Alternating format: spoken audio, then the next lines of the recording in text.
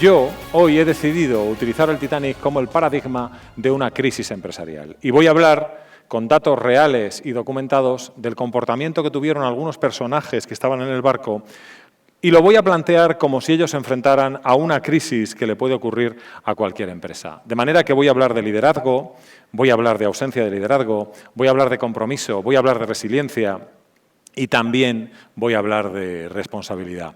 La tragedia se gesta a partir de la construcción de este barco, que empieza aproximadamente en el año 1909 a idearse y que se construye en Belfast, en los astilleros de Harland & Wolff.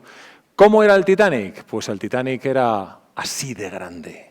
El Titanic tenía esas hélices. El Titanic tenía algo que incluso llamaría la atención hoy para las grandes empresas de cruceros. Tardó 3 años en construirse y pasaron 5 años desde que se ideó. No era solo un barco, el Titanic era una esperanza colectiva.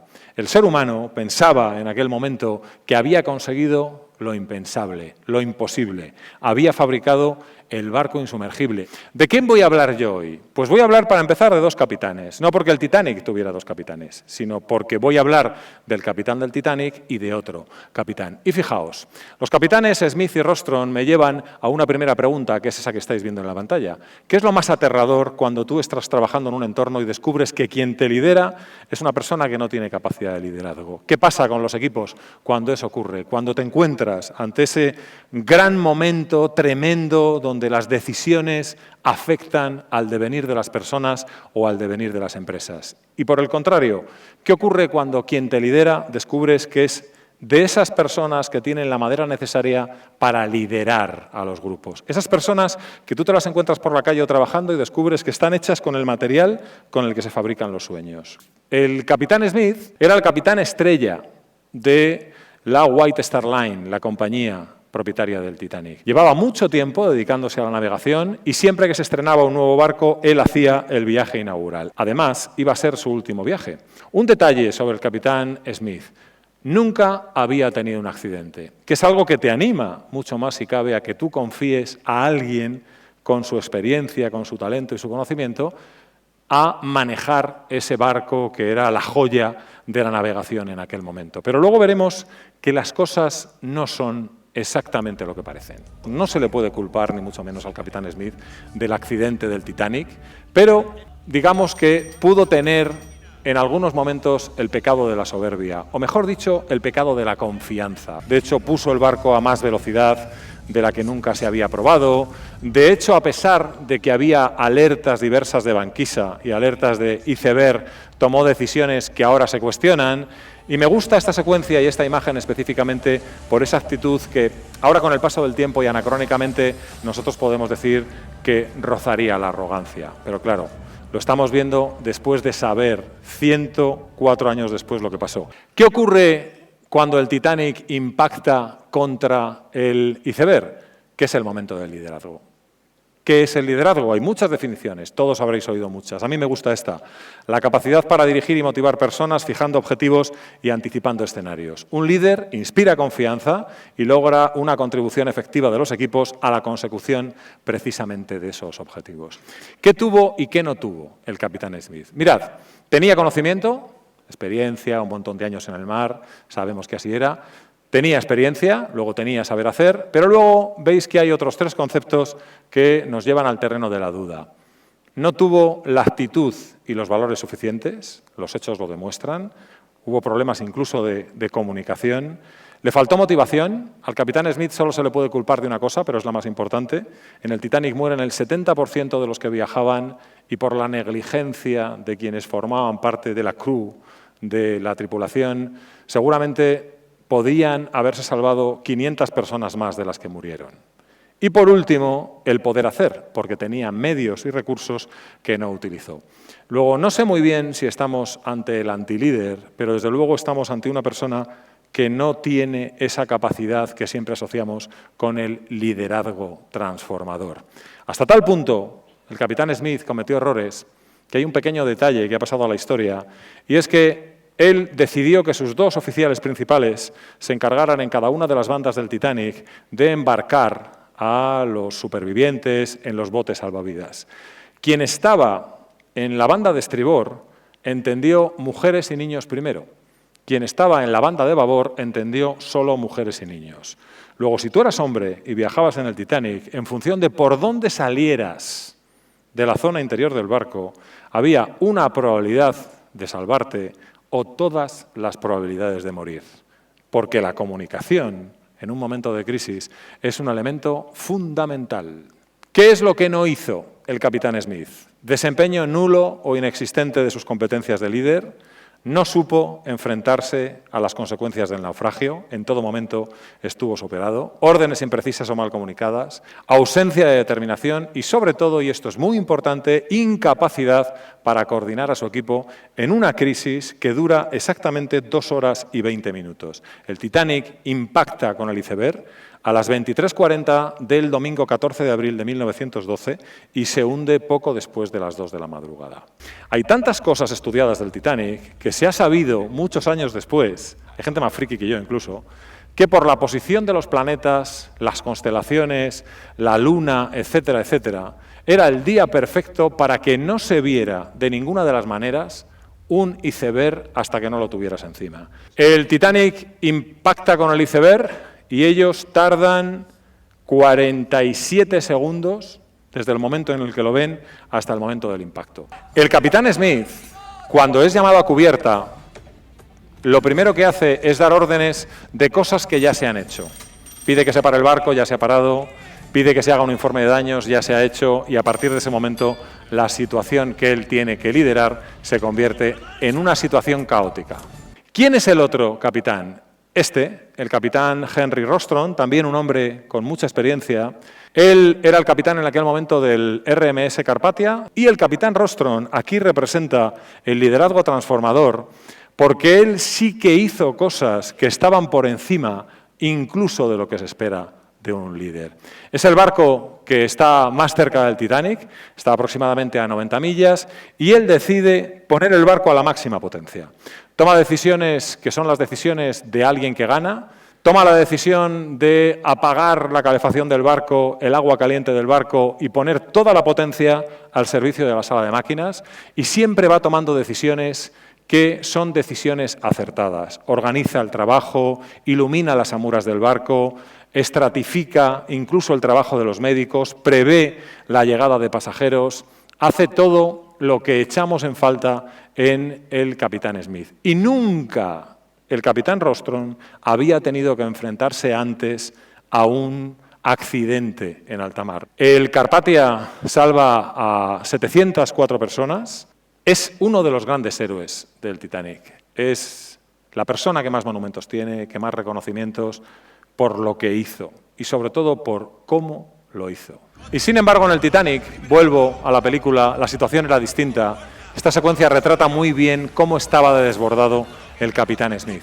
¿Qué capacidades como líder sí que demuestra tener el capitán Rostron ante una situación crítica que le puede pasar a cualquier empresa en cualquier momento? Pues ahí las tenéis. Iniciativa, toda la del mundo. Capacidad organizativa y de gestión, capacidad analítica, porque él nunca se había enfrentado a algo parecido y tiene que procesar la información a velocidad supersónica, autocontrol en todo momento y, sobre todo, capacidad de acción bajo presión. Estas son las características que sirven para que veamos el claro contraste que hay entre el capitán Smith y el capitán Rostron. Y ahora voy a hablar de una mujer, con este nombre tan bonito además, Lucy Noel Martha Dwyer Edwards. Esta mujer, joven, guapa, multimillonaria, aristócrata, antes de embarcarse en el Titanic, no había hecho nada en su vida medianamente destacable. Y de repente en esta mujer, en la Condesa de Rhodes, descubrimos el liderazgo transformador porque te ha tocado. Esta mujer se encuentra en el bote 8, se encuentra en ese contexto. ¿Quiénes van en el bote? Un montón de mujeres aterrorizadas y niñas, 2 marineros, bueno, realmente 2 hombres, un marinero y un mayordomo, el mayordomo sin ninguna experiencia, el marinero superado también por los acontecimientos. ¿Y qué es lo que ocurre allí? Tensión, miedo, pánico, porque pasaban 2 cosas. El bote no se movía y si el bote no se movía, la gente que ya se estaba empezando a lanzar al mar se podía abalanzar sobre el bote y volcarlo. Y además estaban tan cerca del Titanic que el efecto succión que se podía provocar si el barco se hundía se les iba a llevar a todos al fondo del mar. Esta mujer, de repente, en aquel momento, hace algo muy sorprendente para todos los que están en el bote y que relata de esta forma ese marinero con el que además firmó una alianza moral de por vida. Este hombre siempre dijo que la persona a la que más había admirado en su vida era la condesa de Rhodes. Aquella hermosa mujer, menuda y esbelta, de apariencia tan delicada, se incorpora despacio sobre el bote oscilante y, hablando en voz baja, serena pero firme, va apaciguando los nervios de todos. Su posición social y su título nobiliario carecen de valor en este momento y lugar. La condesa conquista la confianza de todos en aquel bote haciendo tan solo uso de su arrojo y talento innatos, dos cualidades que la convierten en una de las heroínas del Titanic. Es decir, de repente y de la nada aparece una mujer que tiene las condiciones para el liderazgo. Y mirad, hay un detalle que tiene que ver con los españoles. En el Titanic había un matrimonio español, el matrimonio Peñasco, formado por Víctor y Pepita Peñasco. Eran muy jóvenes y eran muy ricos. Había 4 camarotes exclusivos en el Titanic en primera clase que tenían su propia zona de cubierta exclusiva y ellos llevaban uno de estos camarotes. Y cuando llega el momento de acceder a los botes, Víctor, que es un caballero de primera clase, cumple todos los códigos y consigue que Pepita, que no quiere, se suba en un bote salvavidas acompañada de Fermina Oliva. Y el bote en el que sube Pepita Peñasco es el bote número 8, en el que está la condesa de Rhodes. Los supervivientes del Titanic dicen que los 2 peores momentos de su vida son consecutivos y los vivieron aquella noche. El primer momento que pensaron en aquel instante que nunca se iba a haber superado es cuando ellos, en el bote salvavidas, escuchan los gritos de la gente que se está congelando en el agua. El segundo momento es cuando se dejan de oír los gritos, porque los que gritaban estaban ya muertos. Pepita Peñasco, la última imagen que ve de su marido es a su marido acompañando a un sacerdote en un rezo. Además, su marido, lo último que le ha dicho cuando se sube al barco, no es «Vamos, Pepita, ánimo, ya nos veremos en Nueva York». No, lo último que le dice es «Pepita, que seas muy feliz». Con ese recuerdo en el oído y con esa imagen en la retina, 22 años, ella está en un mar de lágrimas. Y la condesa de Rhodes, que se da cuenta de que esta chica está así y sin saber nada de español, recuerda que cuando era joven en Londres había tenido una nani italiana que le cantaba canciones en italiano y decide empezar a cantarle esas canciones para que no oiga los gritos de la gente que está en el mar. Y es la persona que consigue tranquilizar, dentro de lo que cabe, a Pepita Peñasco. Esta es la condesa de Rhodes. Esta sí que es una lideresa. Esta es la lideresa. Pues mirad, porque demostró en aquel momento que tuvo, no sé si estáis conmigo, autoconfianza, temple, capacidad para la toma de decisiones en un espacio cerrado, minúsculo, con 64 personas, negociación y empatía, negoció con las mujeres aterrorizadas, negoció con el marinero, negoció con el mayordomo, aprendió a velocidad supersónica, no sabía ni por dónde se agarraban los remos cuando se fue al bote, y sobre todo capacidad de adaptación. Fijaos hasta qué punto esto es así, que el bote que más se aleja del Titanic es el bote número 8. Es el bote que más tiempo tarda en volver al Carpathia, porque esta mujer era germánica. Nos han dicho que rememos y aquí vamos a remar. Y consiguió que toda esta gente aterrorizada remara pues casi hasta el infinito. Y ahora, y para acabar, voy a hablar de 2 muchachos que eran los radiotelegrafistas del Titanic. En el Titanic, los empleados del radiotelégrafo eran outsourcing, porque todas las radios en 1912, absolutamente todas las que había en el mundo, eran de la Marconi Company.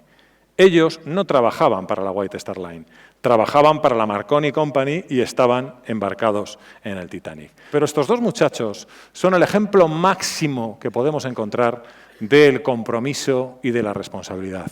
Habían tenido un día durísimo, el día 14, porque además se había roto la radio. El Titanic es el primer barco que usa el SOS, por iniciativa de Jack Phillips, y empiezan a lanzar mensajes intentando que haya otros barcos en la proximidad del Titanic que se acerquen a ayudarles. ¿Por qué estos chicos son comprometidos y por qué son responsables? Pues porque lo que hicieron aquel día va mucho más allá de su propio desempeño. Cuando el Titanic impacta con el iceberg y reciben la notificación del capitán, ellos van mucho más allá de lo que se les pide. Están radiotelegrafiando hasta que se quedan sin electricidad, hasta que se inunda la cabina de radiotelégrafos. Harold Bright llega al Carpathia extenuado y se salva de puro milagro, porque un fogonero que le conoce y que está en la quilla de uno de los barcos, un señor muy grande, decide agarrar a Harold Bright y le tiene durante cerca de 3 horas agarrado, pero con las piernas de Harold Bright en el agua. Cuando llega al Carpathia está completamente extenuado, se desmaya, pero a las 24 horas el radiotelegrafista del Carpathia, que está todo el rato trabajando, como os contaba, para el capitán Rostron, entra en colapso y se queda que no hay manera. El capitán Rostron va a buscar a Harold Bright y le pide, por favor, que se vaya a la cabina de radiotelégrafos del Carpathia y que si puede seguir trabajando. Estuvo 72 horas seguidas en la cabina de radiotelégrafo del Carpathia. ¿Qué es una persona comprometida? Pues una persona que cumple con sus obligaciones haciendo más de lo esperado, que se pone objetivos de alto desempeño que sobrepasan las exigencias de su posición y que da lo mejor de sí mismo y los demás, eso que hace lo perciben como un ejemplo a seguir. Luego, ¿qué pasa con la persona comprometida? Que es sobre todo responsable. ¿Qué es la responsabilidad? Pues aquello que hace referencia a un alto sentido del saber, al cumplimiento. ¿Qué fueron Phillips y Bright aquel día? Responsables y comprometidos. De todas las habilidades directivas de las que yo he hablado hasta este momento, si me dijera alguien con cuáles tú te quedarías, me quedaría por encima de todas con esta. ¿Qué querrías tú tener contigo en el equipo profesional que vayas a montar? Gente comprometida y gente responsable. Porque seguramente lo otro que hemos visto, hay una parte que se puede aprender. Esto seguramente no. Acabo con una suerte de conclusiones. 160 minutos que simbolizan la crisis de cualquier compañía o proyecto. Esto es muy parecido a lo que nos puede pasar o a lo que nos ha pasado. Todos partían del confort y la confianza. Esto debería sonarnos. Tercera conclusión, eran seres humanos ante la mayor encrucijada de sus vidas. Seguramente a nosotros, Dios lo quiera así, no nos va a pasar nunca algo como lo que ellos vivieron. La selección natural, esto también es muy curioso, se parece mucho a la selección profesional. Tú analizas quiénes se salvaron en el Titanic que no fuera por una cuestión de pura suerte y resulta que tienen todo esto de lo que hemos hablado y además resiliencia. Y 2 conclusiones más para cerrar. La quinta conclusión, es gente flexible, con capacidad para adaptarse a un entorno cambiante. Y la última, gente que es capaz de transformar su entorno. Gente que se salvó porque veía en el accidente algo que los demás no veían. Hay gente que ve las cosas y hay gente que ve en las cosas.